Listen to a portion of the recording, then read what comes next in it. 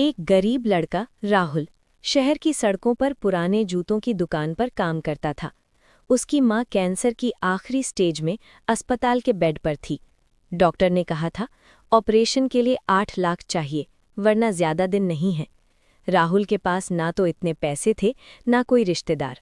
दिन भर जूते पॉलिश करता, शाम को अस्पताल में मां के सिरहाने बैठकर रोता। उसकी आंखों में उम्मीद खत्म हो रही थी। एक शाम तेज बारिश में भीगता हुआ वो अस्पताल लौट रहा था। तभी एक लग्जरी कार उसके पास रुकी। कार से उतरा एक युवा करोड़पति आर्यन। चेहरे पर घमंड नहीं, बल्कि एक अजीब सी शांति थी। आर्यन ने राहुल को देखा और सिर्फ एक वाक्य कहा, मेरे साथ आओ। राहुल हैरान था, डर भी लगा, लेकिन मां की याद आते ही वो चुपचाप कार में बैठ गया।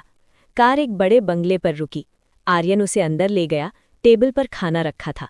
राहुल ने कहा, साहब, मैं भिखारी नहीं हूं, मुझे सिर्फ नौकरी चाहिए। आर्यन मुस्कुराया और बोला, नौकरी तो दूंगा, लेकिन पहले एक काम करो। उसने राहुल को एक बड़ा सा बैग दिया। बैग में 15 लाख नकद थे। आर्यन ने कहा, ये पैसा ले जाओ, अपनी माँ का इलाज कराओ, बाकी जो बचे अपनी दुकान बढ़ा लेना। राहुल के हाथ कांपने लगे, आंखों से आंसू बहने लगे।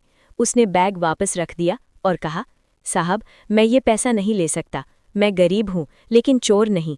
आप मुझे नौकरी दे दें, मैं मेहनत करके पैसे कमाकर माँ का इलाज करवाऊंगा, भले ही साल लग जाएं। आर्यन चुपचाप उसे देखता रहा। फिर उसने राहुल को गले लगा लिया। अगले दिन आर्यन ने राहुल को अपनी कंपनी में जॉब दे दी। सिर्फ इतना ही नहीं, उसने खुद राहुल की माँ का पूरा इलाज का खर्चा उठाया। लेकिन शर्त एक ही थी, राहुल को किसी को भी ये बात नहीं बतानी थी कि पैसा आर्यन ने दिया है। राहुल ने मेहनत से काम किया। 6 महीने बाद उसकी माँ पूरी तरह ठीक हो गई। एक दिन कंपनी में बड़ा फंक्शन था। आर्यन ने स्टेज पर राहुल को बुलाया और पूरा सच सबके सामने रख दिया। उसने कहा, कल रात मैंने इस लड़के को टेस्ट किया था। 15 लाख रुपए उसके सामने रखे थे।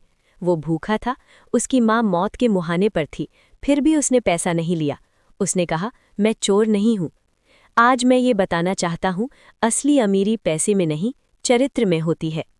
आर्यन ने आगे कहा, राहुल अब से मेरी कंपनी का नया मैनेजर है और मैंने फैसला किया है कि हर साल 100 ऐसे ईमानदार गरीब युवाओं को न सिर्फ नौकरी, बल्कि उनके परिवार के किसी बड़े मेडिकल खर्च का भी पूरा सहारा दूंगा।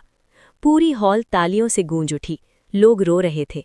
अगले कुछ महीनों में शहर में खबर फैल गई कि आर्यन सर ने सैकड़ों गरीब लेकिन ईमानदार लड़के लड़कियों की जिंदगी बदल दी। राहुल अब अपनी माँ के साथ खुश था और हर शाम वो आर्यन को फ़ोन करके कहता, साहब, आज भी इंसानियत जिंदा है। कहानी अच्छा लगे तो सब्सक्राइब, कमेंट, लाइक करें।